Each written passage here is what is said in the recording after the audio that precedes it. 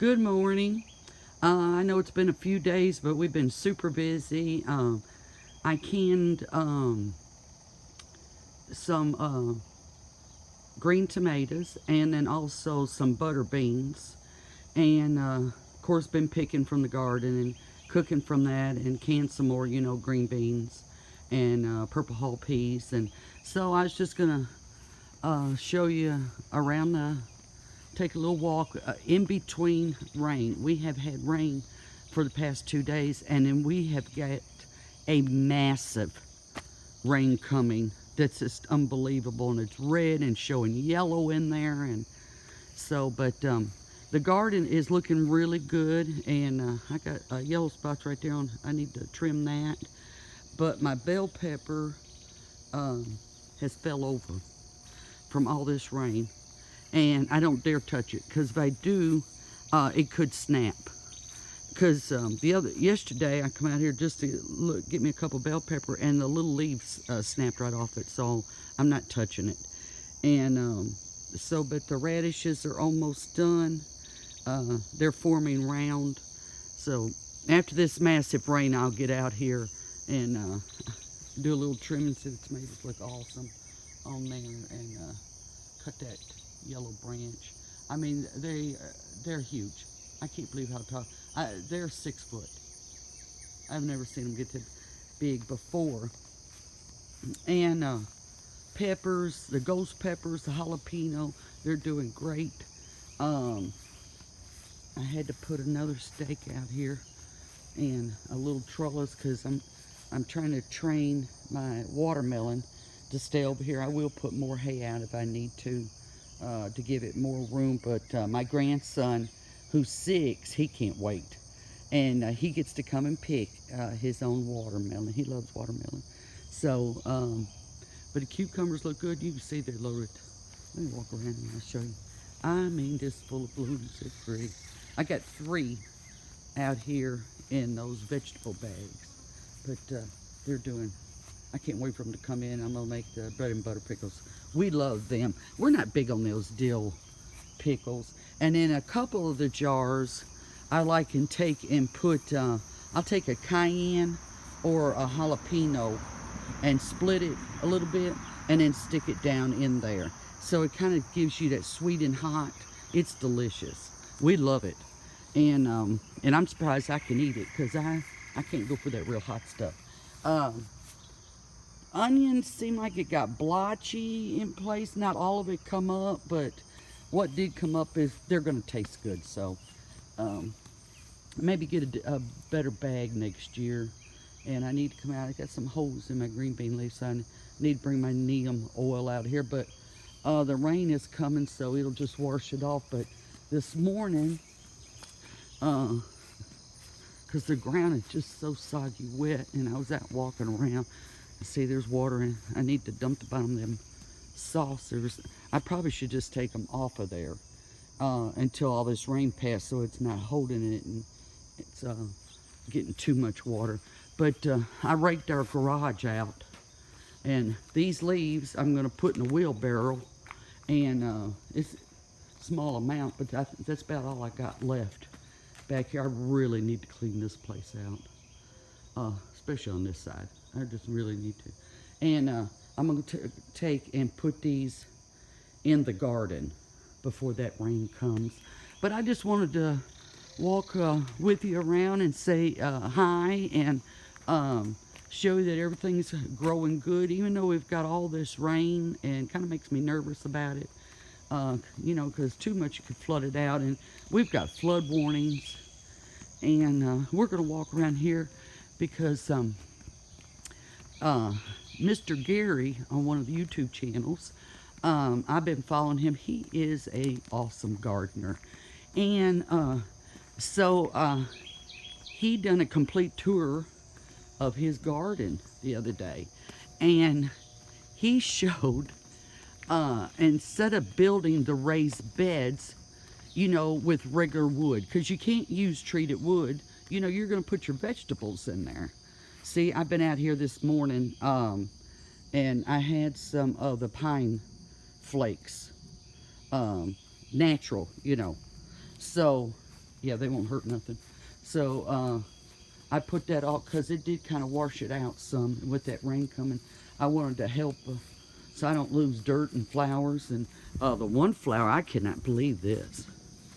It was a huge bush. And look at it. It looked like this white one here. And now it's stripped half gone. So I guess the water hit it or something. I don't know. But it looks great. And still loving the front porch and my pillows and stuff.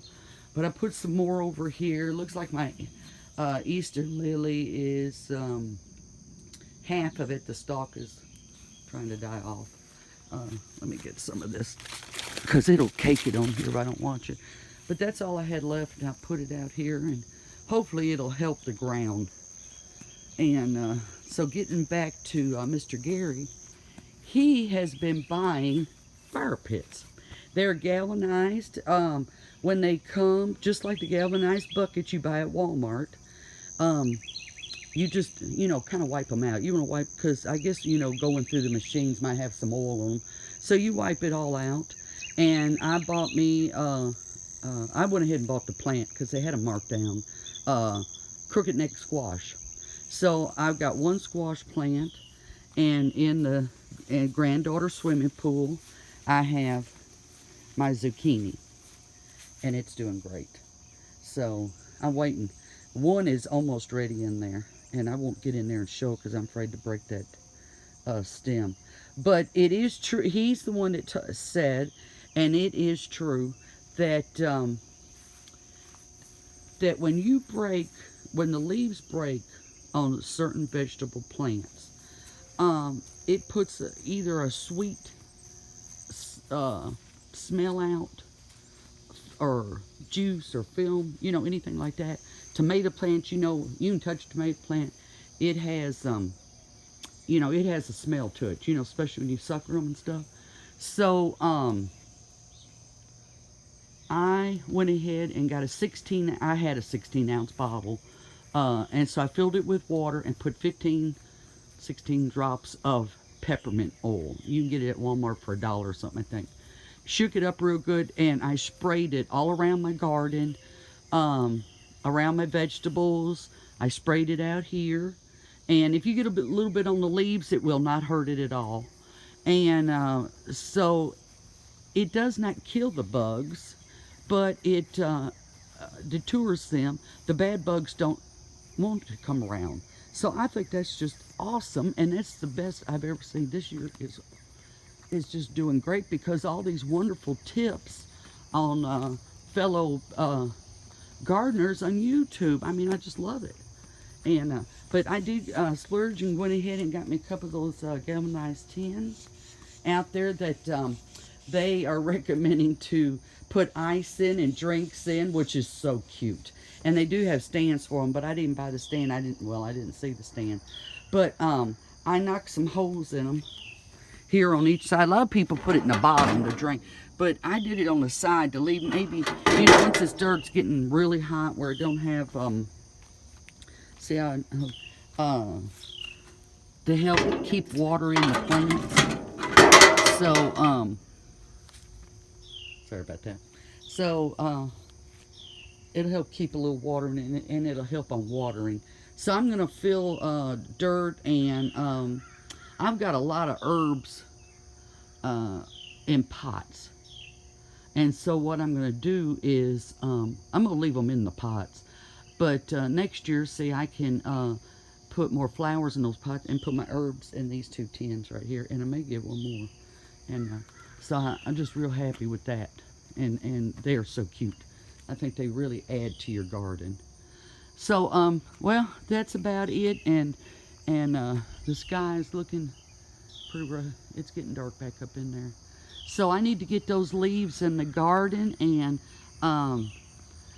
it was nice walking around with you, and I'll get back to you and see how everything goes after these storms have come through, and hopefully it won't be as bad and they'll just wash out, because I'd hate to lose my garden right here where it's getting just about the time to go to really picking and canning and everything. And I was going to tell you, when I did can my tomatoes, like green tomatoes, I had 6 pints and it took 15 tomatoes. Usually it takes like 2 per, but you take your pint jar, wide mouth, go out there to the garden. The tomato that fits down in there, that's the tomato you pick.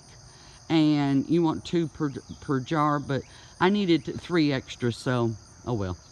But I can't wait to fry them up in the winter. They are going to be so good.